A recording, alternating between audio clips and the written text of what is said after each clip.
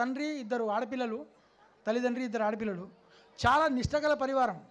పొద్దున్న లేచిన నుంచి దైవభక్తి, చింతన, ప్రార్థన ఇవే ఉంటున్నాయి వాళ్ళ ఇంట్లో. ఇంకా మిగతా కుటుంబాలన్నీ కూడా ఇంత నిష్టగా ఉండేటివి కావు. వాటిల్లో ఒక కుటుంబం, ఒక స్త్రీ ఏం చేసిందంటే, ఒకరోజు ఆ రోజుల్లో కట్టెల పొయ్యి వండిన తర్వాత వంట కట్టెలు అంటుకోకుంటే గొట్టం పెట్టి ఊదుతారు అని.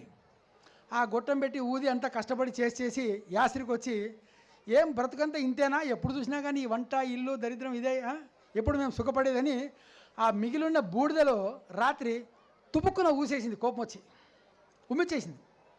మళ్ళీ పొద్దునొచ్చి కొంగు సర్దుకొని వంట చేయడం ప్రారంభించే ముందు ఆ ఉమ్మిన చోట ఒక వెండి నాణెం కనపడింది. అదేంటది, రాత్రి నేను ఉమ్మిచ్చిపోయినాను, వెండి నాణెం ఉంది అని చూస్తుంది. చూస్తే నిజంగా వెండి నాణెం. దాన్ని కొంచెం దులుపుకొని పెట్టేసుకుంటుంది. మళ్ళీ రాత్రి కాగానే వంట అంతా అయిన తర్వాత రాత్రి మళ్ళీ తుపుక్కున ఊస్తుంది. పొద్దునికి మళ్ళీ వెండి కాయిన్ రెడీ. ఇది బాగుంది, ఈ పని పాట ఏం చేయనక్కర్లేదు అని కాలనీలో ఉండే మిగతా ఫ్రెండ్స్కి అందరికీ చెప్పేస్తాయి. ఏమో అనవసరంగా మనం కష్టం చేస్తున్నాం, బుద్ధి లేని పని. రాత్రి ఉమ్మేయండి, పొద్దున్న తీసుకోండి, తుపుక్కుమనండి, కాయిన్ తీసుకోండి. మొత్తం కాలనీలో ఉండే ఆడవాళ్ళందరూ ఇదే పని మొదలు పెడతారు. కానీ ఈ ఒక్క కుటుంబం మాత్రం వాళ్ళు ఈ పని చేయరు. వాళ్ళని ఈ మిగతా ఆడవాళ్ళందరూ దెబ్బి పొడుస్తూ ఉంటారు. మీ నాయనమ్మ పిచ్చోడు, పాతకాలం మనిషి, మీరు బాగుపడండి, ఇవన్నీ అక్కర్లేదు, రాత్రి ఉమ్మేయాలి, పొద్దున్న తీసుకోవాలి. సరే, ఆ పిల్లలు పోయి వాళ్ళ నాయన అడుగుతారు, నాయన అందరు ఇట్లా అంటున్నారు అంటే, చాలా తప్పమ్మా, మనం వంట చేసేటప్పుడు అగ్ని పూజ చేసి చేస్తాము, అగ్ని మీద అట్లా ఉయ్యకూడదమ్మా, తప్పు అంటాడు. మరి వాళ్ళందరూ చెప్తున్నారంటే వాళ్ళకి బుద్ధి లేదమ్మా, వాళ్ళు చెప్పని అంటే తప్పు, మనం చేయకూడదు. కొన్నాళ్ళ తర్వాత వాళ్ళ దెబ్బి పొడుపులు ఇంకా ఎక్కువ అవుతాయి. అప్పుడు పిల్లలకు చెప్తారు, నాయన వాళ్ళు రోజు సతాయిస్తున్నారు, 2 పనులు చేద్దాం, వాళ్ళ మాదిరి ఉమ్మిచ్చి కాయినైనా తీసుకుందాం, లేదంటే ఈ ఊరు వదిలిపెట్టేసి వెళ్ళిపోదాం.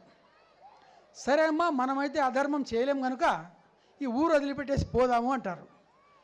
సరే అండి, ఒకరోజు రాత్రి ముళ్ళ ముఠ సర్దుకొని పొద్దున్నే 4 గంటలకు బయలుదేరుతారు. ఇట్లా బయలుదేరి కాస్త ఊరు దాటి ఇట్లా కొండ మీదకి పోయిన తర్వాత ఒక్కసారి వెనక్కి తిరిగి చూస్తారు. మొత్తం ఆ కాలనీలో ఉండే అన్ని ఇండ్లు అంటుకొని పోతాయి, మొత్తం ఫినిష్, ఫైర్, ఒక్కరు మిగలరు, అందరూ చచ్చిపోతారు. పిల్లలు వాళ్ళ తండ్రిని అడుగుతారు, ఏం నాయన ఇట్లా జరిగింది అని. ఏం లేదమ్మా, మనము కాలనీ మధ్యన ఉండి ధర్మం పాటిస్తున్నాం కనుక అగ్నిదేవుడు లోపలికి రాలేదు. ఒక్కసారి మనం కాలనీ దాటి బయటకు వచ్చినాము, ఆయన లోపలికి వచ్చి ఆయన పని చేసుకొని పోయినాడు అంటాడు. అంటే ఎందుకు చెప్పొచ్చామంటే, ధర్మం పాటించే వాళ్ళు ఉన్నంతసేపే సమాజం బాగుంటుంది, మన దేశం కానీ. అందుకనే మహిళలు ఇంతమంది వచ్చారు కనుక ఇంట్లో మనకు బాధ్యత ఎక్కువ ఉంటుందమ్మా తల్లులకు. కేవలము పురుషునికి సంపాదించడం తెలిస్తే చాలు, కానీ ఇల్లు చక్కదిద్దుకోవాలంటే మాత్రము పిల్లలను చదివించాలనే కూడా మహిళలే పెద్ద రోల్ అమ్మ. అది ఈ చిన్న విషయం చెప్పాలనుకున్నా, అంతే, అంతకంటే ప్రత్యేకించి ఇంకేం లేదు. ఏమ్మా, కార్యక్రమాలు ఇంకా చాలా ఉన్నాయి, మొదలు కానివ్వండి, తర్వాత మళ్ళీ కలిసినప్పుడు మాట్లాడదామా. Thank you. ధన్యవాదాలు సార్. మీ అమూల్యమైనటువంటి మాటల చేత మమ్మల్ని ఆనందింపజేశారు. స్వచ్ఛమైన ప్రదేశంలో, ఆహ్లాదకరమైన వాతావరణంలో నెలకొన్న మన ఓఎస్ఎస్ పాఠశాల వినూతమైన వెలుగులు నింపుతూ భావితరాలకు భరోసానిచ్చినది.